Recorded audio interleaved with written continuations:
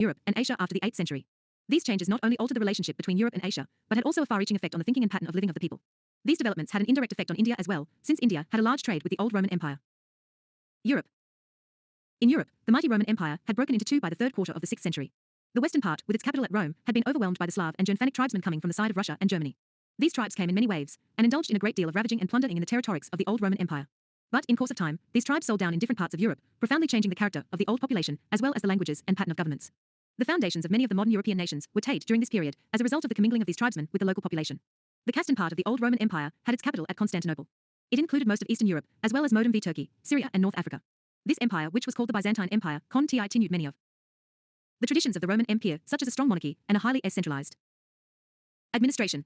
However, in belief. 943. Ter 1. The world. And ritual, it had many differences with the Catholic Church in the West, which had its headquarters at Rome. The Church in the East was called the Greek Orthodox Church. It was due to its efforts of the Byzantine rulers that Russia was converted to Christianity. Modern Turkey and Syria, which were part of the Byzantine Empire, also followed the Greek Orthodox Church. The Byzantine Empire was a large and flourishing empire, which continued to trade with Asia after the collapse of the Roman Empire in the West. It created traditions of government and culture, many of which were later absorbed by the Arabs when they overran Syria and Egypt.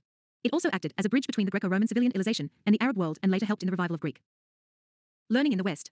It disappeared finally in the middle of the 15th century, when Constantinople fell to the Turks. For several centuries after the collapse of the Roman Empire in the West, the cities virtually disappeared in Western Europe, and foreign and inland trade received a severe setback. This period in Western Europe is called by historians the Dark Age. However, from the 10th century onwards, trade and with its city life began to revive. Between the 12th and the 14th century, Western Europe was again able to attain a high level of prosperity. A notable feature of the period was the growth of science and technology, growth of towns, and the establishment of universities in a number of cities, such as Padua and Milan in Italy. The universities played an 944. 2. Important part in the growth of new learning and new ideas, which were gradually to lead to the Renaissance and the rise of a new Europe. Growth of feudalism. A new type of society and a new system of government rose in Western Europe, following the breakup of the Roman Empire. The new order that gradually emerged is called feudalism. This is derived from the Latin word feudum, which is translated into English as fief. In this society, the most powerful elements were the chiefs who, with their military following, dominate large tracts of land and also played an important part in government. The king was just like one of the more powerful feudal chiefs. In course of time, the monarchy became stronger, and an attempt was made to limit the power of the chiefs. One method of doing so was that the king swore the chiefs to an oath of loyalty to him as his vassals, and in return, recognized the tract of land dominated by the chiefs as their fiefs. The chiefs, in turn, could appoint sub-chiefs as vassals, and allot a tract out of their fief to them. The king could, in theory, resume the fief of a disloyal vassal, but in practice, this was rarely done. Thus, in the feudal system, government was dominated by a landed aristocracy. The aristocracy was hereditary and tried its best not to admit outsiders to its fold. But it was never a completely closed aristocracy. This was the feudal system in its broadest outline.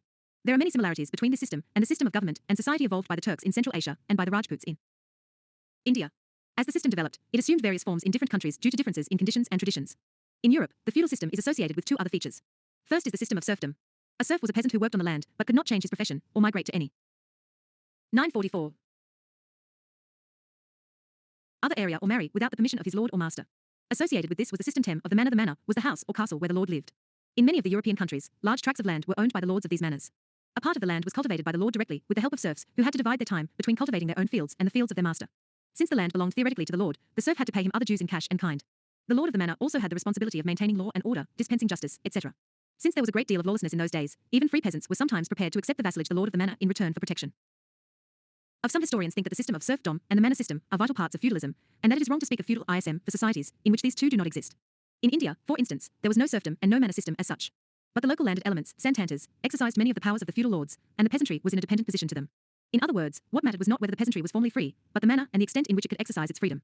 In many countries of Western Europe, the manor system and the system of labor dues by the peasants disappeared after the 14th century. The second feature associated with the feudal system in Europe is the system of military organization. The most typical symbol of the feudal system was the armored knight on horseback. Actually, the system of cavalry warfare can roughly be traced back in Europe only to the 8th century. In the Roman times, the chief wings of the army were the heavy and light infantry, armed with long spears and short swords. Horses were used to draw chariots in 945. India and the world, which the officers rode.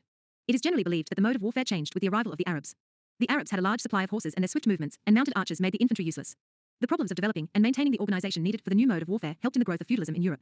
No king could hope to maintain out of his own resources the large body of cavalry needed and to provide them with armor and equipment. Hence, the army was decentralized, assigning to the fief holders the responsibility of maintaining a fixed force of cavalry and infantry for the service of the king. Cavalry warfare became the principal mode of warfare on account of two inventions which, though much older, began to be used on a large scale during this period. The first was the iron stirrup. The iron stirrup made it possible for a heavily armored person to ride on a horse without falling off. It also made possible a cavalry charge with lances held tightly to the body, without the rider being thrown off by the shock of the impact. The earlier device was either a wooden stirrup or a piece of rope which only provided a toe hold. Thus, it was now difficult for infantry to face the charge of heavy cavalry. The second invention was a new type of harness which enabled a horse to draw twice the amount of load it pulled earlier. It is believed that both these inventions came to Europe from the east, possibly from East Asia, and that they spread in India from the 10th century onwards. Thus, many factors, political, economic and military, were responsible for the growth of feudalism in Europe. Even when strong governments emerged after the 11th century, the Tripartians had become too strong for the king to hastily reduce the power of the feudal chiefs. Apart from the system of feudalism, the pattern of life in Europe during what is called the medieval period was also shaped by the Christian. 945. 3. Church. We have already referred to the role of the Greek Orthodox Church in the Byzantine Empire and in Russia. In the absence of a powerful empire in the West, the Catholic Church took on some of the functions of the government as Yell. The Pope, who was the head of the Catholic Church, became not only a religious head, but one who exercised a great deal of political and moral authority as well. For the medieval age in Europe, as in West Asia and India, was an age of religion, and those who spoke on behalf of religion exercised a great deal of power and influence. With the help of grants of land from the princes and feudal chiefs, and donations from rich merchants, many monastic orders and monasteries were set up. Some of these orders, such as that of the Franciscans, served the needy and the poor. Many monasteries gave medical help or shelter to the travelers. They also served as centers for education and learning. In this way, the Catholic Church played an important role in the cultural life of Europe. However, some of the monasteries which became exceedingly wealthy began to behave like feudal lords. This led to internal discord and conflict with the rulers who resented the worldly power of the Church and of the popes. We shall study in a subsequent chapter how the conflict between the Church and the state in Europe had an effect outside Europe as well. The Arab world. The rise of Islam was instrumental in uniting the warring Arab tribes into a powerful empire. The Arab Empire founded by early caliphs embraced, apart from Arabia, Syria, Iraq, Iran, Egypt, North Africa and Spain. Following internal differences and civil wars among the Arab tribes, the Abbasids came to power as caliphs at Baghdad in the middle of the 6th century. The Abbasids claimed Ned to belong to the same tribe to which the Prophet Muhammad belonged, and were for that. 946. 4. Reason considered holy. For about 150 years the Abbasid Empire was one of the most powerful and flourishing empire. At its height it included all the important centers of civilization in the area, viz., parts of North Africa, Egypt, Syria, Iran and Iraq. The Abbasids controlled not only some of the most productive countries of West Asia and North Africa, but also commanded the important trade routes linking the Mediterranean world with India and China. The safety and security which the Abbasids provided to these trade routes was an important factor for the wealth and prosperity of the people in the area, and of the splendor and magnificence of the Abbasid court. The Arabs were keen merchants and quickly emerged as the most enterprising and wealthy merchants and seafarers in the world during the period. Numerous cities, with magnificent buildings, both private and public, arose. The standard of living and the cultural environment of the Arab towns could hardly be parallel laid in any country in the world during the period. The most famous caliphs of this period were Al-Mamun and Harun al-Rashid. The splendor of their court and their palaces, and of their patronage to men of science and learning, became subjects of numerous stories and legends. During the early period, the Arabs displayed a remarkable capacity of assimilating the scientific knowledge and administrative skills of the Ncert civilizations they had overrun. They had no hesitation in employing non-Muslims, such as Christians and Jews, and also non-Arabs, particularly the Iranians, many of whom were Zoroastrians, and even Buddhists, for routine the administration. Although the Abbasid caliphs were Orthodox Muslims, they opened wide the gate of learning from all quarters, as long as it did not challenge the fundamental tenets of Islam. The Caliph Al-Mamun set up a house of Wis. Dom Beit al-Hikmat at Baghdad for translating into Arabic the learning from various civilizer. 946. Times Greek, Byzantine, Egyptian, Iranian and Indian. The example set by the caliphs was followed by individual nobles. In a short space of time, almost all the important scientific works of the various countries had become available in Arabic. We know a good deal about the impact of Greek science and philosophy on the Arabs, largely due to the work done in recent years by a devoted band of European scholars. We are also beginning to have a better idea of the impact of Chinese science and philosophy on the Arab world. Many Chinese inventions such as the compass, paper, printing, gunpowder and even the humble wheelbarrow traveled from China to Europe via the Arabs during this period. The famous Venetian traveler, Marco Polo, traveled to China in order to know more about it, and to breach the Arab monopoly of Europe's trade with China. Unfortunately, we have only a limited knowledge of India's economic and cultural relations with the Arab world during the period and India's scientific contribution to it. The Arab conquest of Sind in the 8th century did not lead to the establishment of closer cultural relations between the Arabs and the rest of India. The decimal system, which is the basis of modern mathematics, and which had developed in India in the 5th century, traveled to the Arab world during this period. During the 9th century, it was popularized in the region by the Arab mathematician al-Khwarizmi.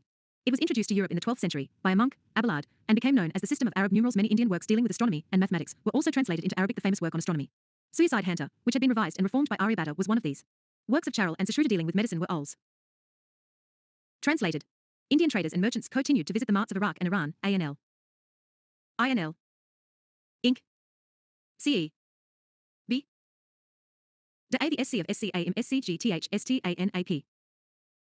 S. 947. India and the world. Indian physicians and master craftsmen were received at the Caliph's court at Baghdad.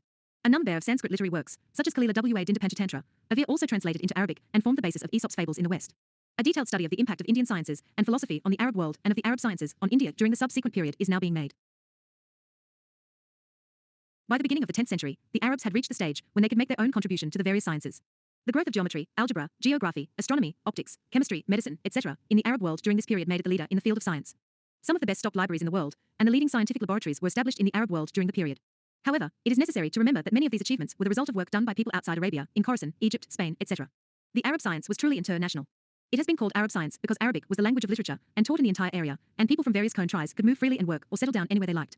The remarkable degree of intellectual and personal freedom enjoyed by scientists and scholars, as well as the patronage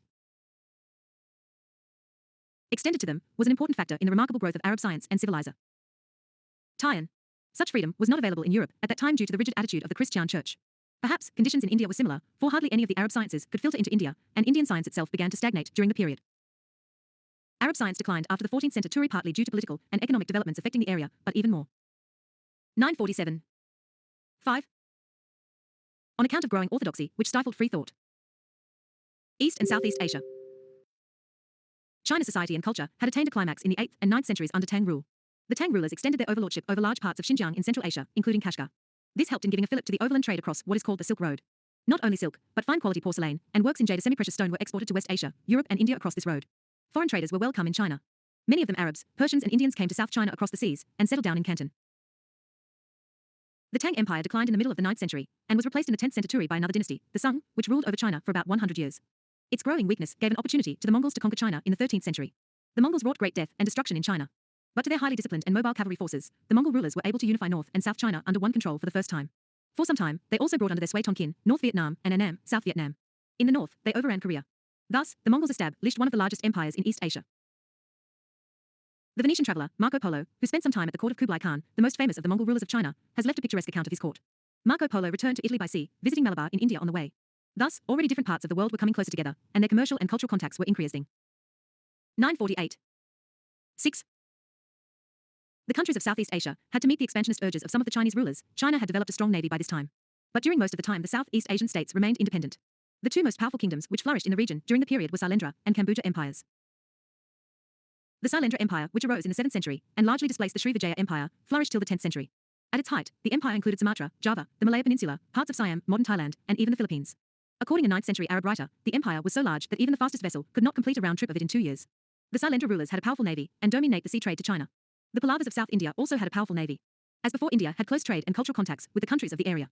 Many Chinese and Indian scholars visited Palembang, the capital of the empire, which was located in Sumatra, and which had been a Sanskrit and Buddhist center of study even earlier. The rulers built magnificent temples during the period, the most famous of them being the temple of Borobudur dedicated to the Buddha.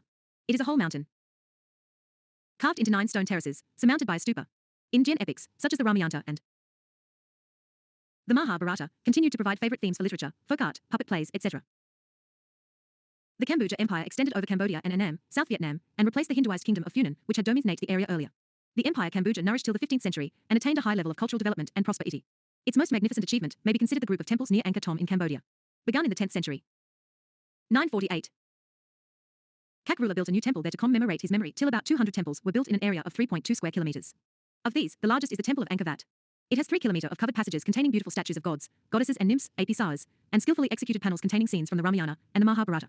This entire group of buildings had been completely forgotten by the outside world and been largely taken over by the jungle till it was discovered by a Frenchman in 1860. It is interesting to note that the most vigorous period of temple building activity was the period from the 10th to the 12th century, which was also the most magnificent period of temple building activity in India. Many Indian traders went to South China after traveling overland from the port of Takla in the Malaya Peninsula to the Chinese Sea. Many Brahmanas and later Buddhist monks settled there.